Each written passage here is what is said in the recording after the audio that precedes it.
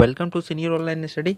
Channel को subscribe कीजिए, like कीजिए और शेयर कीजिए, साथ में बेल आइकन घंटी को दबाना ना भूलिए, जिससे लेटेस्ट वीडियो का नोटिफिकेशन क्या हो, क्विक मिले। तो चलिए आज हम लोग पढ़ेंगे क्लास 12 बायोलॉजी का प्रिपरेशन करेंगे। आज हम लोग का चैप्टर चल रहा था principal of inheritance and variation, यानी वंशागति विविधता के सिद्धांत। उसी का टॉपिक आज हम लोग पढ़ेंगे क्रॉसिंग ओवर। ठीक है, very very important is the biology chapter 5। ठीक है, बोर्ड एग्जामिनेशन 5 मार्क्स। कुछ सोच रहे होंगे सर ऐसा क्यों बोले, क्योंकि principle of inheritance and variation वंशागति विविधता के सिद्धांत, ठीक है, चैप्टर में से topic crossing over very very important है, जो एग्ज़ाम में हर बार पूछा जाता है। ठीक है, ये बीबीआई है, 5 मार्क्स में आता है, ना कि 1-2 नंबर में नहीं, बल्कि 5 मार्क्स में आता है। ठीक है, और ये टॉपिक ज़्यादा हार्ड भी नहीं है। मेरे चैनल पे यानी मेरे क्लास में हार्ड शब्द का यूज ही नहीं होता एकदम। कहे कि आप लोग बताइए शुरू से लेके अभी तक जितना भी क्लास कर रहे, क्या हार्ड था? अगर आपको लग रहा है कि 12th हार्ड है, मतलब 12th का क्लास करना हार्ड है, लेकिन हार्ड नहीं है। अगर आप लोग मेरे चैनल से जुड़िए यानी मेरे क्लास से जुड़िए, आपको हार्ड शब्द का यूज ही नहीं कर सकते पढ़ाई में, यानी क्लास 12th में। किसी भी क्लास हो, या आप इंडियन नेवी का कर रहे हो या किसी कंपटीशन का कर रहे हो, मेरे चैनल के माध्यम से हार्ड शब्द का यूज ही नहीं होता है। जो बच्चा शुरू से लेके अभी तक हमारे क्लास में जुड़े हुए हैं, वो बच्चा को ऑटोमेटिक पता है कि सर सही बोल रहे हैं। ठीक है, एक भी टॉपिक हार्ड नहीं है। ठीक है, ये बोलना मेरा उचित नहीं था, कहीं कि इस टॉपिक पे इसलिए बोला जा रहा है कहीं कि प्रिंसिपल ऑफ इनहेरिटेंस में very very important is the topic chapter. ठीक है, 5 मार्क्स में एग्ज़ाम में पूछा जाता है, जो आपको एग्ज़ाम में 5 मार्क्स आने से कोई नहीं रोक सकता, इसलिए बोला जा रहा है। ठीक है, इसलिए इस पे ज़्यादा दबाव दिया जा रहा है कि स्टूडेंट क्या कर सकते हैं, इस सवाल को ध्यान में रख सकते हैं और एक ही बार में क्या कर सकते हैं, इसको समझ सकते हैं। ठीक, ऐसे तो अब सबके माइंड पे डिपेंड करता है, वो कितना जल्दी किसी टॉपिक को कैच करते हैं, कितना जल्दी समझते हैं, वो उन पे डिपेंड करता है। लेकिन जो कमज़ोर भी हैं यानी वीक भी हैं पढ़ने में, उनको हमारे क्लास में किसी भी प्रकार का दिक्कत नहीं होगा।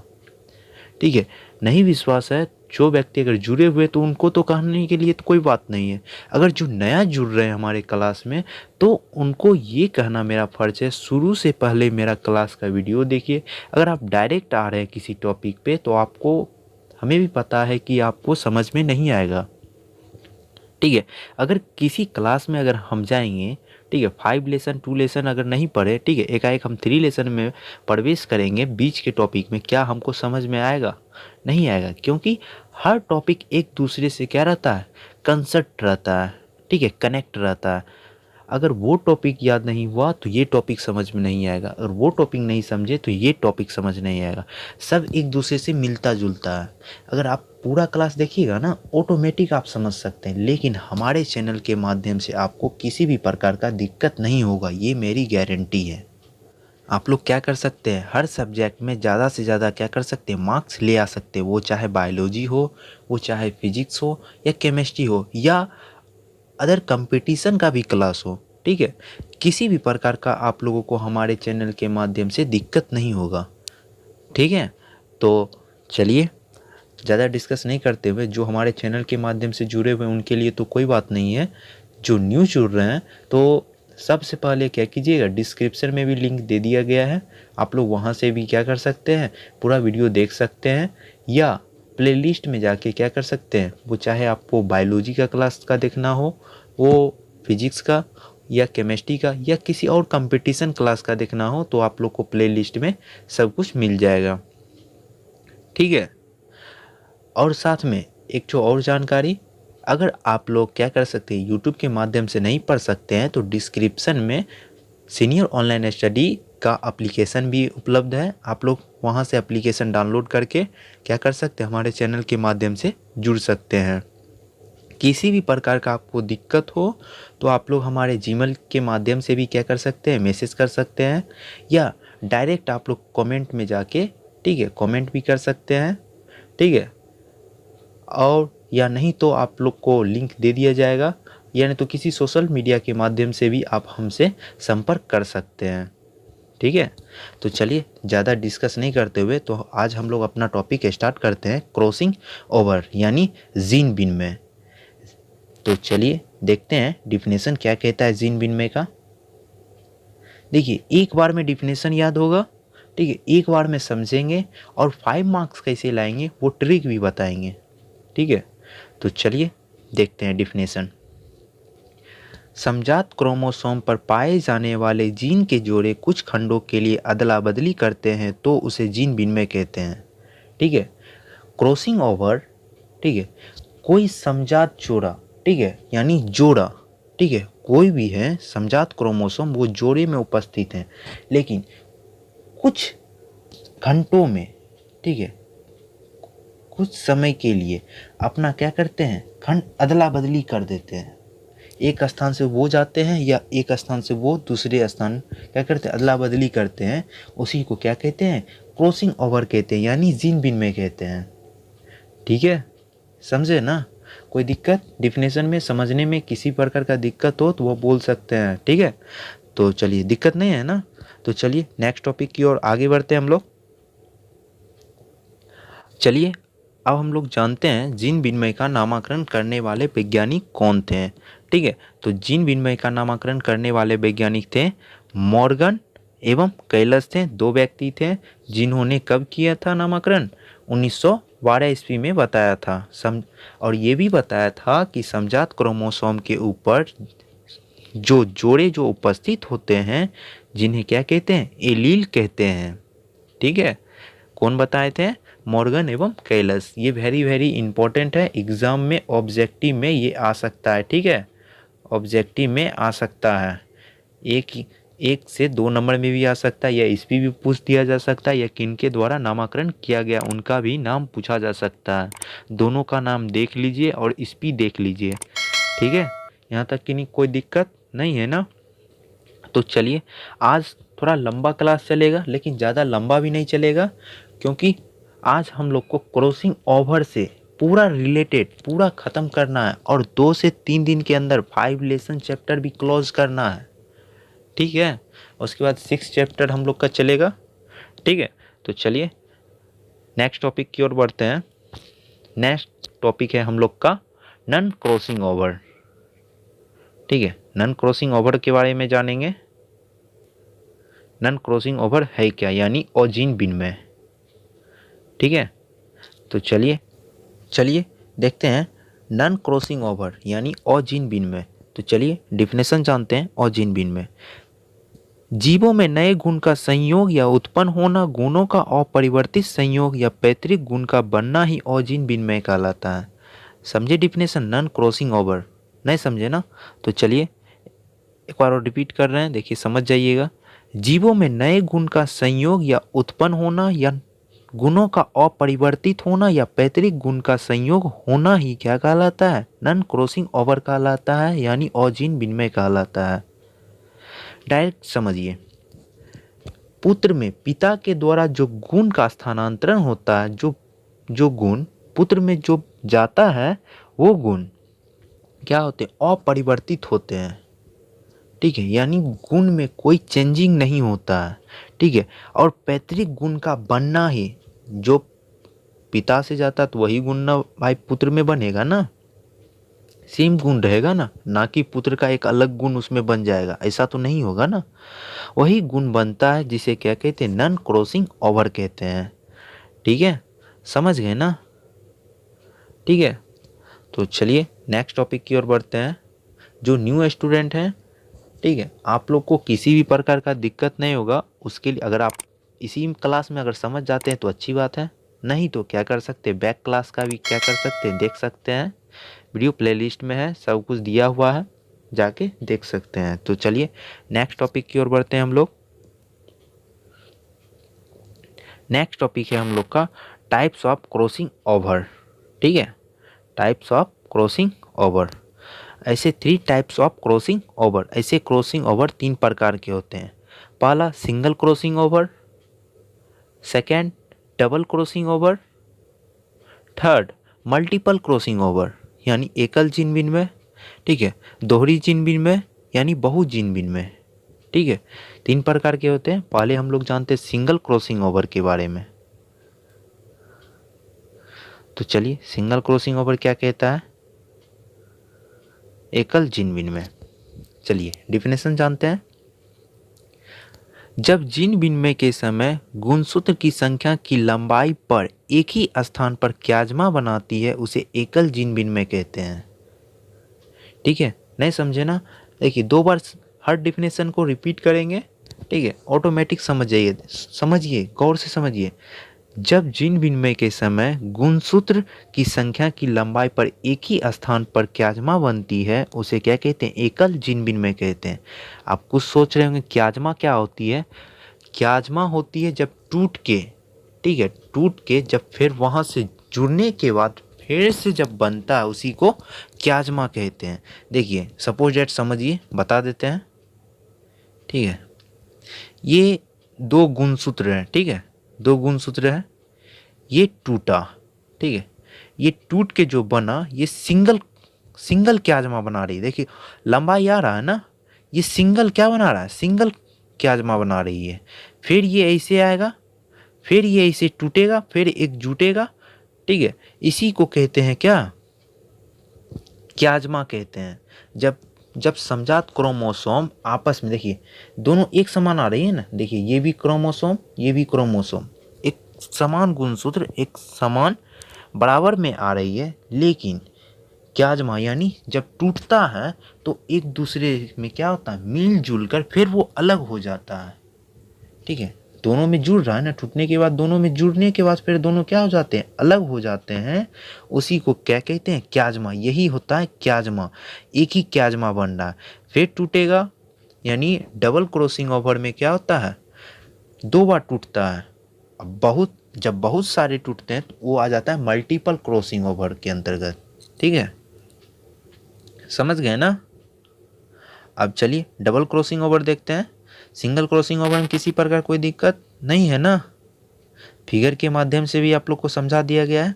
अगर कोई दिक्कत हो तो आप लोग कमेंट कीजिएगा, तो होगा तो एक एक्स्ट्रा क्या करेंगे, फिगर बना के आप लोग को समझा देंगे। उसमें भी एक वीडियो बनाना पड़ेगा, कोई दिक्कत नहीं, 5 मिनट लगेगा। ठीक है, तो चलिए देखते हैं डबल क्रॉसिंग ओवर यानी दोहरी जीन विनिमय। तो चलिए डिफिनेशन जानते हैं दोहरी जीन विनिमय। ऐसे डिफिनेशन सब सेम है, ठीक है, इसमें 2 बार बनेगा, उसमें 1 बार बना था, और इसके बाद वाला टॉपिक में बहुत सारे बनेंगे। तो चलिए जान लेते हैं स्पीड में। जब जीन विनिमय के समय गुणसूत्र की संख्या की लंबाई पर 2 स्थान पर क्याजमा बनती है, उसे क्या कहते हैं? दोहरी जीन विनिमय कहते हैं। ठीक है, 2 बार क्या बन रहा है? क्याजमा बन रहा है। कैसा? समजात क्रोमोसोम गुणसूत्र के साथ आ रहा है, ठीक है, दोनों टूट रहे हैं, फिर जुड़ रहे हैं, ये एक क्याजमा बन रहा है।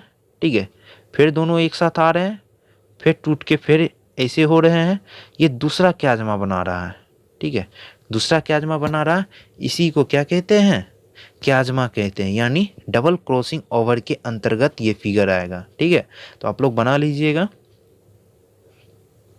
यानी जब समान गुणसूत्र एक साथ आते हैं, जब टूट के एक दूसरे के साथ मिल के फिर से वो क्या करते हैं? जोड़ा कि फिर समान गुणसूत्र में जाते हैं और फिर टूटते हैं। जितना बार जो टूटेगा ना और फिर जुड़ेगा, तो वही क्याजमा कहलाता है।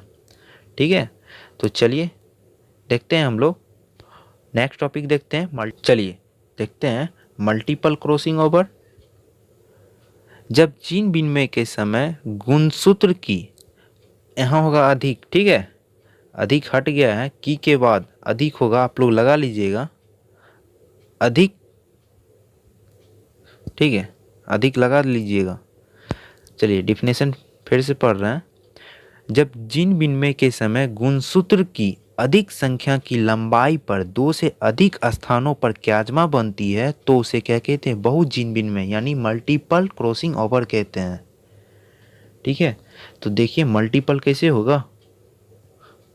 मल्टीपल देखिए, ये आया टूट के फिर बना, ये सिंगल हो गया, फिर ये टूटा, फिर ये इसे बना, ये डबल हो गया, फिर आएगा, फिर इसे कटेगा, फिर ऐसे आएगा, फिर ऐसे कटेगा, ये ट्रिपल हो गया, ये चौथा हो गया। मतलब ये एक दूसरे से जुड़ा हुआ रहेगा, समझे ना। इसी को कहेंगे मल्टीपल क्रॉसिंग ओवर। ठीक है, यहाँ तक समझने में कोई दिक्कत नहीं है ना। जब एक बार और समझा रहे हैं, जब एक समान गुणसूत्र के जोड़े जब आपस में एक दूसरे के साथ जुड़ के, ठीक है, जुड़ने के बाद जो जुड़ता है उसी को क्याजमा कहते हैं। एक सिंगल भाग में टूटता है, मतलब बार बार जुड़ता है टूटता है, जुड़ता है टूटता है, वही क्या कहलाता है। जितना बार टूटेगा जुड़ेगा उतना बार वो क्या करेगा, क्याजमा बनाएगा। ठीक है, यहाँ तक समझने में कोई दिक्कत नहीं है ना। तो चलिए नेक्स्ट टॉपिक देखते हैं हम लोग। अब हम लोग जानेंगे जीन विनिमय की विधि। कैसे हम लोग जानेंगे कि ये जीन विनिमय है, यानी क्रॉसिंग ओवर का कार्य कर रहा है, पकड़ने की विधि। ठीक है, और इसका महत्व क्या है, इम्पोर्टेंट क्या है, ठीक है, इसके बारे में भी जानेंगे, कोई दिक्कत नहीं है।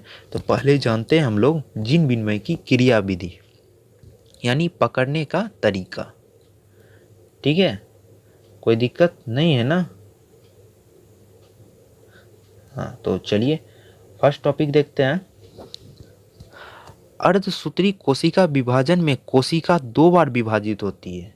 यानी जब अर्धसूत्रण का जब कोशिका में जब क्रिया होगा, किसमें, क्रॉसिंग ओवर में, कोशिका 2 बार क्या होगा, विभाजित होगा। ठीक है, चलिए सेकंड देखते हैं। दूसरा, प्रत्येक क्रोमोसोम के जोड़े पर उपस्थित होंगे। जब क्रोमोसोम का जब जोड़ा होगा, प्रत्येक पर क्या होंगे, जीन विनिमय की क्रिया होगी।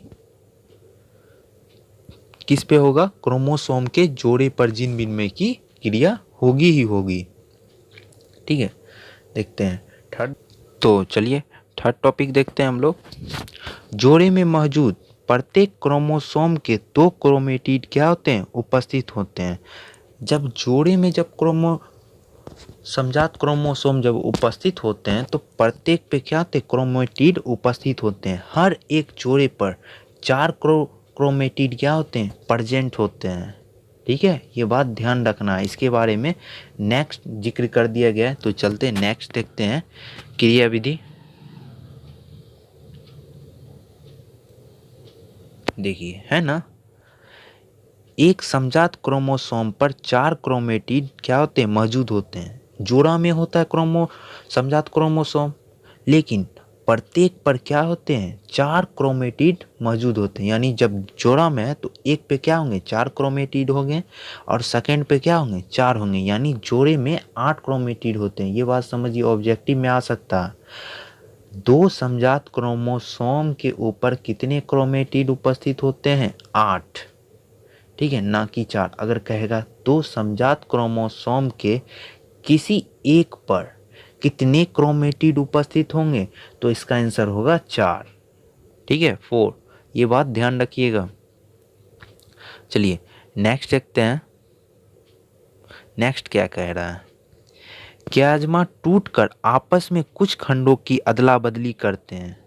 देखिए ना, ये टूट रहा है ना, देखिए क्याजमा कैसे टूटा, अदला बदली किया ना। ये एक क्याजमा बना, फिर ये टूटा, फिर जुटा, ये दूसरा क्याजमा बना, जिसे डबल क्याजमा कहते हैं। मतलब कुछ खंडों के लिए, कुछ समय के लिए वो टूटता है फिर जुड़ता है। आपको बताया गया था ना, टूटता जुटता टूटता जुटता, ये इसी का क्या है, क्रॉसिंग ओवर का ही काम है। ठीक है, यहाँ तक समझने में कोई दिक्कत नहीं है ना। लास्ट टॉपिक है आप लोग का, जानते हैं हम लोग इम्पोर्टेंट ऑफ क्रॉसिंग ओवर। ठीक है, जीन विनिमय का महत्व, इनकी क्या क्या लाभदायक है, क्या महत्व है, क्या जरूरी है, इसके बारे में जानेंगे हम लोग। ठीक है, तो चलिए जानते हैं। चलिए, कुछ नहीं है, जो डिफिनेशन आपका था ना उसी से हम लोग लिए हैं। अगर आप लोग 1-2 बार पढ़िए ना, ऑटोमेटिक समझ जाइए कैसे महत्व निकाल सकते हैं डिफिनेशन के माध्यम से। जरूरी नहीं है मेरा ही याद करना, डिफिनेशन समझिए। ठीक है, ऑटोमेटिक आप लोग क्या कर सकते हैं, यूज कर सकते हैं इसका। इम्पोर्टेंट ऑफ क्या है, क्रॉसिंग ओवर यूजफुल। तो देखते हैं क्या महत्व है इसका। चलिए फर्स्ट महत्व देखते हैं क्या कहता है। जीन विनिमय के द्वारा जीवों में नए संयोजन उत्पन्न होना। संयोजन मतलब होता है गुण, ठीक है, गुण का उत्पन्न होना। देखे थे ना क्रॉसिंग ओवर, यानी फर्स्ट देखे थे ना डिफिनेशन में, जब पिता से पुत्र में जो गुण जाता है, ठीक है, वो तो नया जीव है ना, पुत्र एक नया जीव है, उसमें नए गुण का क्या हो रहा है, संयोजन हो रहा है, यानी उत्पन्न हो रहा है ना, ठीक है, ये महत्व है, इंपॉर्टेंट है ना जानना। चलिए सेकंड देखिए क्या कह रहा है। संतान अपने माता पिता से अलग दिखाई पड़ते हैं। संतान जो है अपने माता पिता से अलग दिखाई पड़ते हैं, ना कि सेम दिखाई पड़ते हैं। वो किस में होता है, जानवरों में होता है, ठीक है, मनुष्य में नहीं होता। ऐसा देखे हैं ना। अब कुछ कहेंगे ऐसा होता है, किस में होता है, बच्चा में होता है, वो ट्विंस बेबी होता है, ना कि माता पिता बच्चा दोनों का शकल सबका एक रकम होगा, ऐसा तो नहीं है ना, ठीक है। देखिए थर्ड, चलिए थर्ड देखते हैं। जीन विनिमय क्रोमोसोम के ऊपर एक रूप से में व्यवस्थित होते हैं, ठीक है, समझे। जीन विनिमय के ऊपर जो क्रोमोसोम होते हैं एक रूप में क्या होते हैं, व्यवस्थित होते हैं, एक साथ व्यवस्थित होते हैं, ना कि एक इधर है एक उधर है, ठीक है, एक ही साथ ही व्यवस्थित रहेंगे। जीन विनिमय की क्रिया जहाँ पे होती है क्रोमोसोम एक ही साथ क्या होते हैं, उपस्थित होते हैं, ठीक है। तो चलिए फोर्थ से देखते हैं। यह घटना स्वयं के जीवों के लिए उपयोगी है, यानी हम लोगों के लिए वेरी वेरी इंपॉर्टेंट है, ठीक है, ये मनुष्य के लिए इंपॉर्टेंट चीज़ है। क्रोमोसोम की क्रिया मनुष्य के लिए ही है, ठीक है। तो चलिए 5 देखते हैं, यानी लास्ट। जीन विनिमय के नई जाति के विकास के क्रॉसिंग ओवर महत्वपूर्ण योगदान है, ठीक है, यानी अगर जीन विनिमय की क्रिया नहीं होगी, यानी क्रॉसिंग ओवर की क्रिया नहीं होगी, तो इनसे नए जाति यानी नए जीव का निर्माण नहीं हो सकता है, ठीक है। आप कहेंगे कुछ ऐसा तो सर थोड़ी है ना, फर्टिलाइजेशन की क्रिया होता है ना। भाई फर्टिलाइजेशन का क्रिया होने के बाद अंदर का जो क्रिया है वो कौन करता है, जीन विनिमय करता है, ठीक है, ये बात ध्यान रखिएगा। फर्टिलाइजेशन नहीं होगा, ठीक है, फर्टिलाइजेशन करने के बाद उसके बाद अंदर की क्रिया जितना भी होता है वो सब जीन विनिमय के द्वारा होता है, ठीक है। इस पर चर्चा करेंगे, ठीक है, पूरा डिटेल्स में बताएंगे, वो बात की बात है, ठीक है। आज अभी आप लोग इतना ही जानिए, ठीक है, ऐसे तो आप लोग समझ गए होंगे पूरा। तो आज का क्लास आप लोग को कैसा लगा, अगर किसी प्रकार का दिक्कत हो तो आप लोग कमेंट कर सकते हैं, ठीक है। समझने में किसी भी प्रकार का दिक्कत हो तो आप लोग क्या कर सकते हैं, बोल सकते हैं।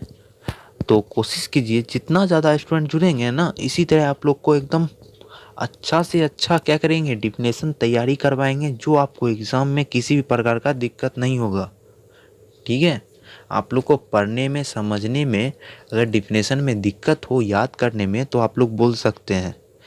देखिए मेरा डिफिनेशन देखिए, हर डिफिनेशन याद हो गया होगा, क्रॉसिंग ओवर याद कर लिए होंगे, नॉन क्रॉसिंग ओवर याद हो गया होगा, और क्रॉसिंग ओवर का प्रकार भी आप क्विक में याद कर लिए होंगे। एक एक समझिए, 1 2 3 3 याद हो गया। महत्व जो है, ठीक है, या क्रिया विधि भी जो है उसी सब डिफिनेशन से लिया गया है, ना कि अलग से लिया गया है, ठीक है। आप देखिएगा पूरा क्रिया विधि जो पढ़िएगा तो आप लोग को ऑटोमेटिक समझ आ जाएगा, ठीक है। और महत्व भी जो है उसका क्या क्या महत्व है वो भी डिफिनेशन से ही है। अगर थोड़ा सा भी माइंड को चलाइएगा ना, थोड़ा हल्का सा दिमाग लगाइएगा, ऑटोमेटिक समझ जाइए।